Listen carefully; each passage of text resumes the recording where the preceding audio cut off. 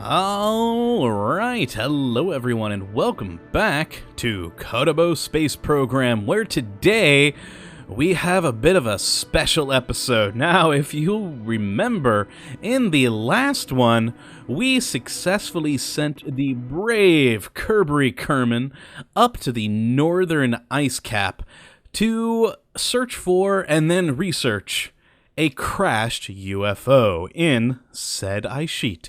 And, well, he's been just working his green little tuchus off up there in the, northern snowy plains that we've kind of abandoned him in. And he's made a lot of amazing discoveries that we're going to be looking at today. Now, in all seriousness, we're actually looking at a mod today, but the timing on it was perfect. We looked for a UFO last time, and then I find the Interstellar mod on the forum this week, and, well, it's just perfect. Now, what we're going to do is go into the VAB here and take a look at some of the parts for the Interstellar mod made by Fractal UK. Now, this mod is still in development. It is in a beta state at the moment, beta 0.61. And, well, it adds a whole new slew of both engines and scientific instrumentation and generators and all sorts of really awesome things into the game. So let's take a look. Well, let's first, let's just make a little stay put, Nick. Or actually, no. There is a computer core that the mod adds that we can, of course, use as a probe body.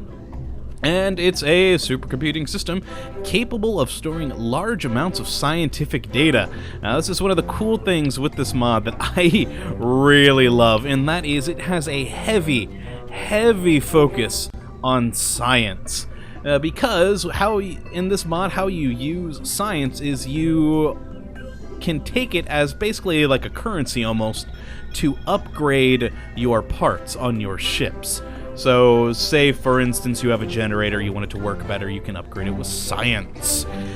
And it's really cool. So, like, this computer core can store, as you can see down there in the resources, 5,000 units of science. Which just makes me laugh, that science as a unit. And how you gain that science is, of course, stuff in the science tab, which is great. Now, we've got our typical science stuff up here, but then we have the added science laboratory, which we can plop down right there, and it's like the habitation module, except it only fits 2 Kerbals, and they use it as a science lab. Now, we also have this magnetometer, which oh my, I love that this is in the game because I'm a geophysicist by trade. That's what I do for a living. I use magnetometers in my work life, so the ability to have magnetometers in the game just makes me laugh. And it makes me happy, basically, so I love the fact that it's there. And, well, what the science laboratory does is it basically produces science. Now, the magnetometer, it is used to measure magnetic fields because one of the things that the mod actually adds is magnetospheres to all the planets. And so you can study them if you like, which is what I would like to do with this mod, or you could also use it to gather antimatter because that is one of the fuels for powering generators in this mod. Now, we also have a microwave beam technology. Now, one of the cool things, and it's actually been a cool theorized thing, is collecting power in space, then beaming it with microwaves to different areas. And you can do that in this game, as long as your ship has a line of sight with a satellite with one of these microwave transmitters down here, and that thing is, creating power. Your ship will receive power from this microwave beam power receiver. And it's just, the whole thing just makes me so happy that you have these sorts of options. So just imagine these array of microwave satellites beaming power all over the place. It's really cool. I enjoy that idea quite a lot.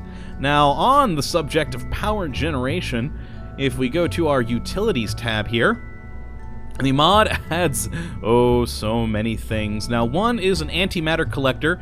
As I said, you can use the magnetometer to help you search magnetospheres for antimatter, and you can harvest it using this. And then, of course, you have an antimatter reactor for, well, making power from that reactor. Now, how power works in this mod is the reactors create heat, and then that heat is transferred into power, or made into power by these electrical generators. So heat from either a antimatter reactor or, say, a just regular old nuclear reactor that we have here, then needs to be attached to one of these to actually generate electricity. So why don't we grab just a small little reactor on here and add ourselves some power. Lovely. Now, one of the things is this sort of stuff, these power generators produce a lot of heat. That's well, how it's being made into electricity up here. So we have these heat radiators to help disperse any excess heat so that the ship doesn't get damaged. And so if we just plop two of these on here, these basically serve as giant heat sinks to help cool your ship, to make sure that it doesn't get too hot, and, well, I'm assuming go boom. I don't actually know for sure, but I'm guessing things just don't go in your favor. Now, we'll get to these in a second here. Now, other things that the mod adds is propulsion. There are a whole slew of new engines on the last tab here. One is an aluminium hybrid rocket. Now, this is pretty cool. Now, if I'm remembering the theory, or not the theory, but the actual practice, how this works, is it's a solid fuel with a liquid oxidizer, so it can actually, you can control the burn of a solid rocket booster, basically, which is why I'm guessing it looks like a solid rocket booster, because that's what it is, except the oxidizer it uses can let you actually throttle it up and down. Now, you also have these thermal rockets, which, as it says, unlike a more conventional chemical rocket, this thermal rocket features a heat exchanger used to derive its propulsion power directly from a reactor. Now, so that basically takes the power from this whole reactor setup and turns it into thrust, which is cool. Now, you also have these thermal turbojets, which do the same sort of thing, but they're akin more to, the jet engine or something along those lines, where it uses that heat as basically a turbine to propel you forward. This, oh god, I can't actually see the name of it. Oh, never mind, it's in the description. The DT Vista propulsion system is actually a really cool thing. It uses pellets of deuterium or tritium and basically bombards them with a laser to explode in basically a small controlled nuclear explosion. And that is what propels your ship forward. Now, one of the cool things with this one is since it produces so much radiation from the your method of propelling your ship, if you have any Kerbals outside the ship, it actually won't let you turn it on because, well, you don't want to kill your Kerbals with radiation, though they are green already, so oh well.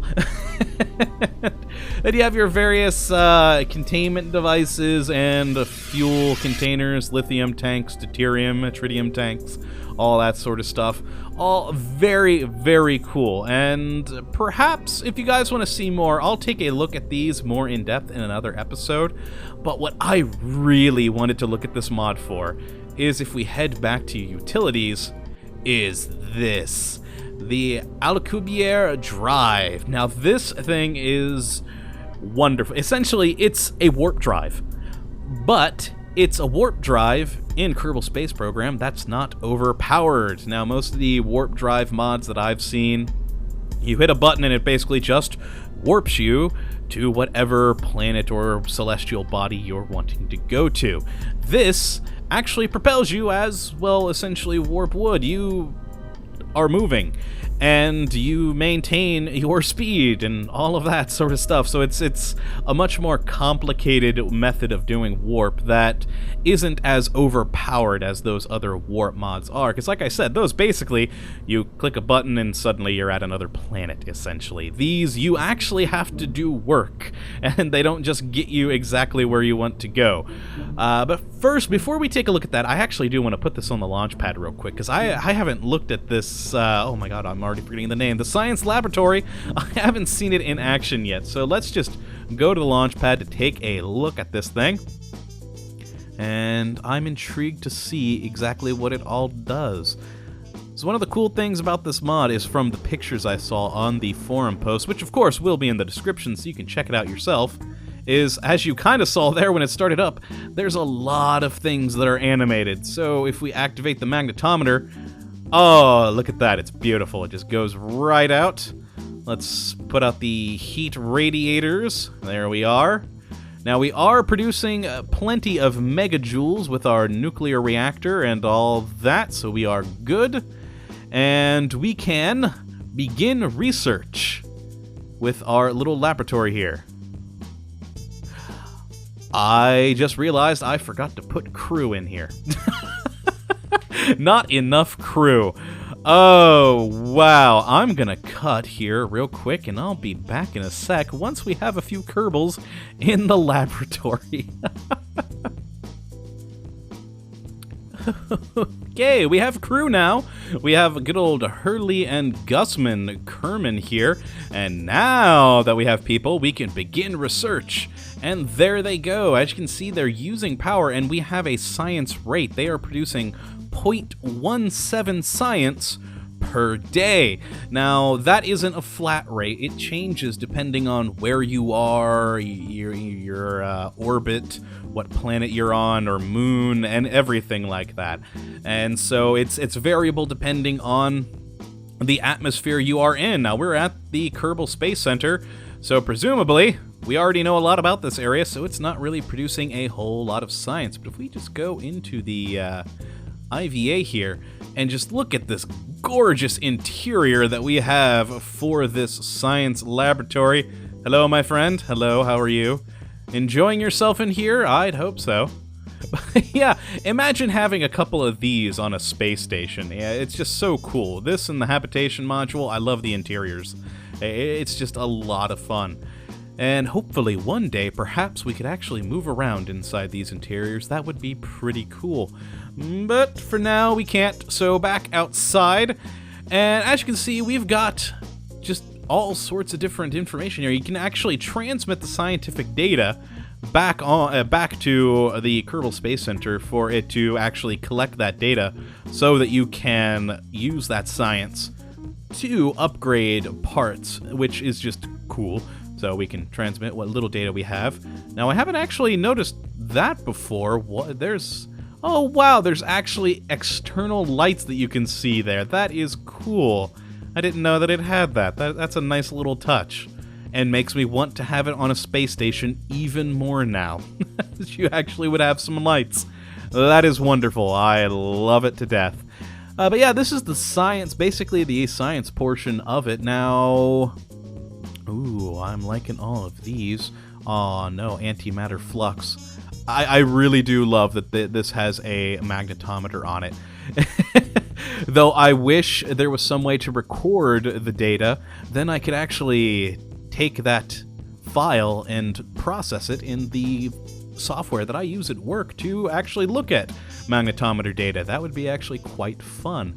But if we stop the current scientific activity, you can actually see that there are other options here. We have reprocess nuclear fuel, activate antimatter factory, activate electrolysis, and what these allow you to do is actually to refuel your ship and other places. So say you're on the moon and you have one of those aluminium engines, you can actually collect aluminium from the moon and reprocess it into fuel. And of course, if you have an antimatter collector, you can process that into fuel as well. And just all sorts of things. So the science laboratory is more than just researching. It can actually help provide you with fuel on longer-term missions, which is just awesome. I love it. And we've got all this wonderful stuff going on with the reactor there. The temperatures stand nice and steady and nowhere near any sort of danger point. I like it. I like it a lot. But yeah, that's going to be it for this little science laboratory. Time to go and take a look at the warp drive that this thing offers. I really want to play around with this thing. I haven't actually had a chance yet. I basically just loaded up this mod right before the episode and am ecstatic. I've read all the posts on the forum for it, and it intrigues me. So I built real quick before starting up a warp probe, which I hope works. I'm not 100% sure if I actually have all the necessary parts that I need. But I took our, same old rocket design and plopped this baby on top, which is just a stay-putnik, a small nuclear reactor, an electrical generator, some of the heat radiators, and one of the wonderful little I can never pronounce it right, Alcubierre drives. And yeah, I'm excited to give this thing a go. I think that should be all I need to get this thing working. And we have to launch it on a rocket because you cannot activate the warp drive while in atmosphere. You have to be in space for it to work. So we gotta get to space.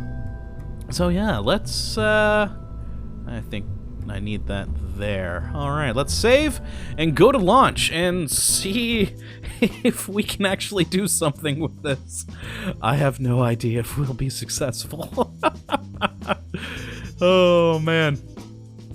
I'm very, very excited to try this out. Good old Kerbin providing us with all that wonderful UFO technology so that we could hopefully build a better Kerbal star system by sending around Kerbals all over the place on warp engines.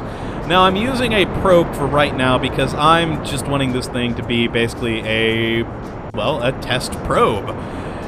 One of the things, like I said before, this warp drive actually maintains your momentum, so if you warp to another planet, you still have to then match speeds with that planet. You don't just end up in orbit like so many of the other warp drive mods do.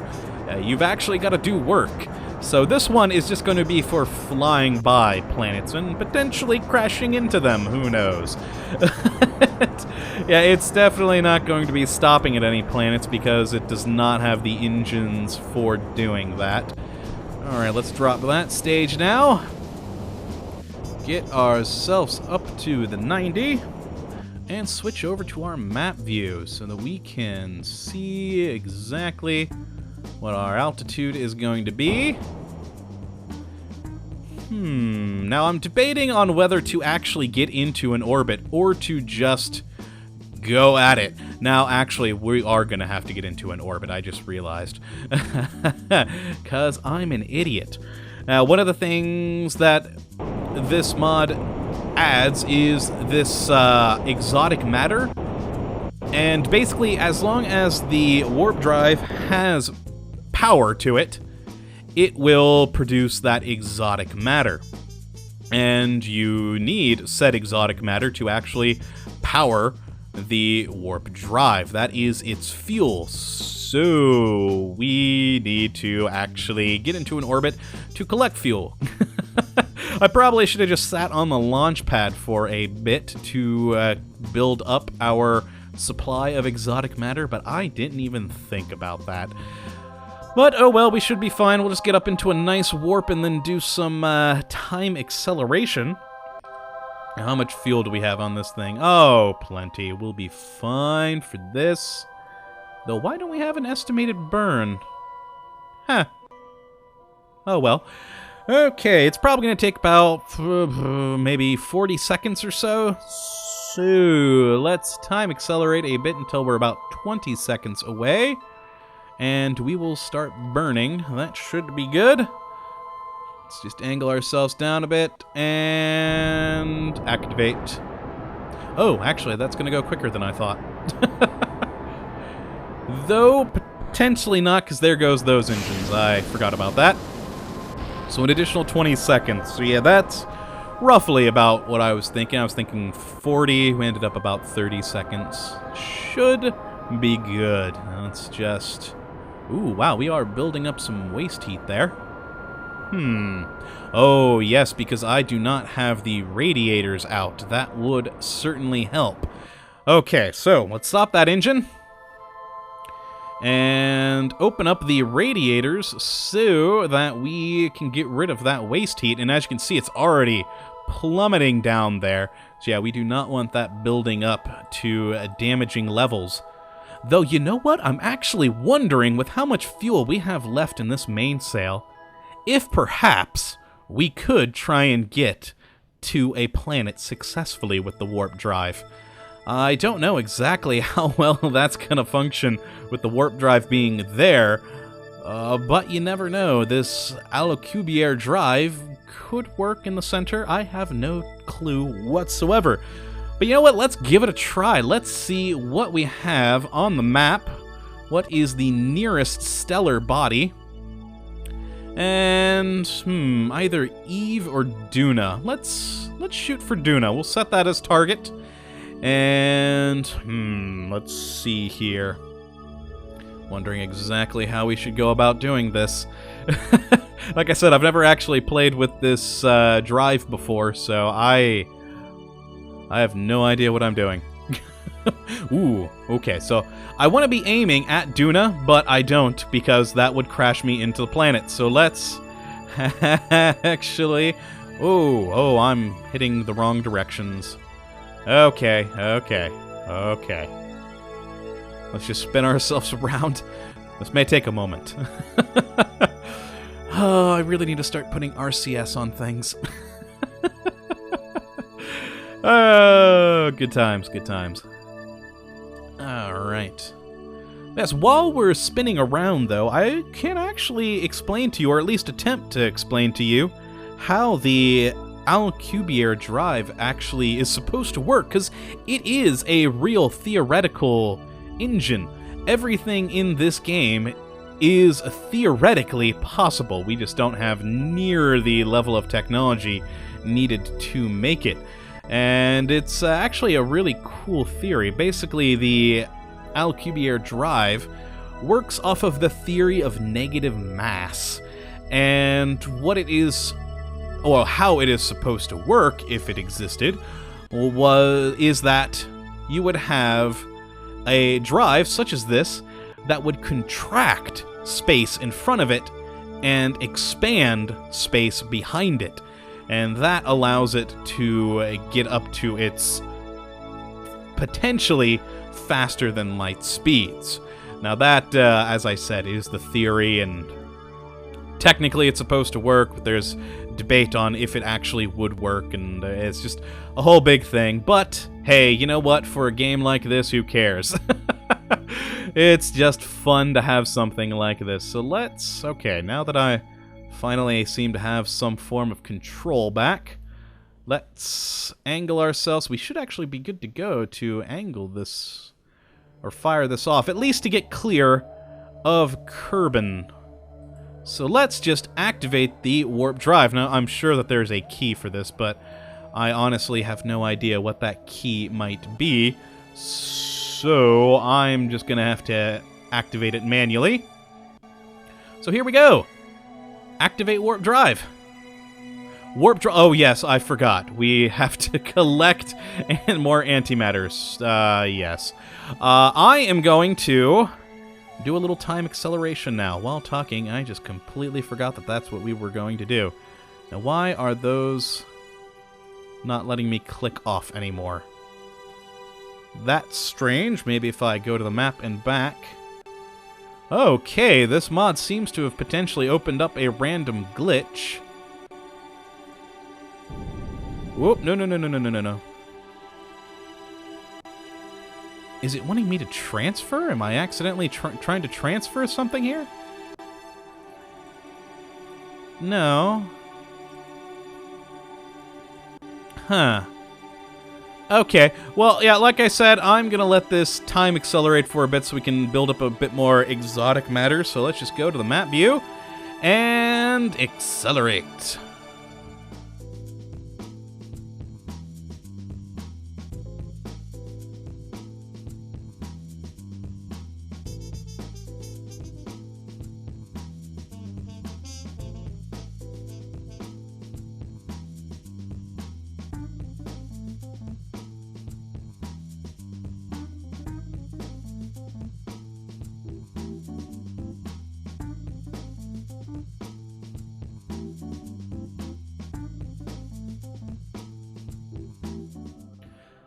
Okay, and we are back after a very long time of waiting. Another reason why this mod is not overpowered compared to other warp mods is not only did you have to build up exotic matter, but also while waiting, we had to build up a charge. If you'll notice, I actually had the cursor on it for a while on this, just waiting for the charge to build up, but it is ready now, and we can go 0.1 light speed. So, okay, let's make sure we're right on the ball where we need to be for Duna. And activate, hopefully not killing us. There we go. Alright, and as you can see, we are just flying away at quite a nice pace. Already past the moon. It is lovely. We're just... that is a beautiful sight. And I love the trail that it adds, which is also a good thing. We can actually use the warp drive with this tank all behind us. And wow, look at that trajectory we've got there. Oh man, we've passed Minmus and everything now. And we are heading right there for Duna. We will pass its right by it if we don't slow down. So, wow, just look at how fast we're going. We're not time accelerating at all right now. And we're already that far away from Kerbin. This is impressive. So if we accelerate time a bit here, you'll see us start to go faster and faster. And ooh, I'm not focused on the ship. I'm still focused on Kerbin. There we go. Now we are going to be a little bit off course from Duna at the moment because we're not exactly on the dot there we need. So I may actually bring us down to no time acceleration. Shut off this oh, actually, we're burning through antimatter pretty quickly here. Or not antimatter, exotic matter. So let's deactivate the warp drive. Hopefully we actually have enough to get all the way to Duna. I didn't realize it would burn up that much exotic matter. Another reason why it's not OP. So, if we just realign ourselves there, and activate. Oh god, it's charging again. Yeah, seriously not overpowered. So right now, that is our trajectory that we have, that we were able to obtain by just a few short seconds, really. I mean, probably about a minute with the time acceleration of going into warp. So, yeah, as you can see, it can actually get you quite fast, quite quick. And, oh man, I don't want to time accelerate too much because we're going to, well, we're already going to miss our window. So what the heck? Let's time accelerate until we have a full charge. We're going to miss Duna, but what the heck? We'll try and go and find another planetary body. So we are up to 70, 80, 90, and we're ready to go again. Where are we now? Not far. Huh. Interesting. I would have thought with that much acceleration we would have gone someplace. I mean, we are going 10,810 meters per second. Okay, let's align ourselves up better here. And wait for it. A little bit more of adjustment. There we go, activate. Oh, wow, so it just takes one giant chunk. So that is actually why it was charging. You had to be over, I'm guessing it was like somewhere over 400 exotic matter, and for it to actually do the jump. Ooh, we are actually going to get a rendezvous with Duna at this rate. So let us time accelerate and hopefully not die. So, okay, even while the engine is running, it's still building up exotic matter, so it just needs a large chunk of exotic matter at first to get it going, but then after that, it actually seems pretty much fine. Okay, let's bring it down a bit, a little bit faster. I sincerely doubt we are actually going to be able to get any sort of orbit around Duna, but what the heck? Let's give it a go. Okay, thought it actually froze my screen there for a moment, or the game, but no, it did not. It did not. We are going fast, though. Deactivate. Okay. We are around Duna, technically. Let's try and get this thing into a position where we can burn retrograde. Can I actually... Oh, there it is! Yeah, awesome! I can see a glorious Duna. There we are. It's gorgeous. Absolutely gorgeous. Okay, let's see if we can get ourselves into a retrograde burn. Because like I said, one of the cool things about this, and why I like it, because it isn't overpowered, is, well, even though we've dropped out of warp, we're still going 6,704 meters per second. So if you actually want to get into an orbit around a planet, once you use the warp drive to get over there, you're going to have to match your speed. Which is why I'm glad we actually had quite a bit of fuel left in this tank, but I sincerely doubt that this is going to be enough fuel to drop us into an actual orbit around Duna. I sincerely doubt that. But at least we won't be flying quite so strangely. Though, wow, that is actually coming down pretty nice. Yeah, we'll see. Who knows? No, actually, we've only dropped 1,000 meters per second, and we've already used up half the fuel that we had. So yeah, we're not going to get an orbit around here with a mainsail engine and that little bit of fuel that I had. But yeah, perhaps if you had some nice antimatter engines or something along those lines, the mod also adds, and yep, there we go. Definitely not an orbit around Duna. We are out of fuel. Oh, so close. Well, yeah, this is the Interstellar mod by Fractal UK. It adds a whole bunch of new science equipment, all new, really cool engines like the Ion, or the, oh, wow, mind blanking now. The antimatter engines, there we go, oof, jeez. And then, of course, our antimatter reactors, we've got the Alcubierre drive, which is a warp drive that is not overpowered. And actually, oh man, that's going to take a lot of Delta V to actually get yourself into an orbit after using the warp engine on this thing. But hey, that's why I like it, because it isn't overpowered. But yeah, that's going to be it for this episode. Thanks to Kerbin studying that UFO, we've been able to get even better technology to hopefully give Kerbal a brighter future to colonize space. Yes, please do check out the Interstellar mod. A link will be in the description. But thank you for watching, everyone. I hope you enjoyed, and that you come back for the next episode. But until then, thank you for watching once again. And as always, have a good one.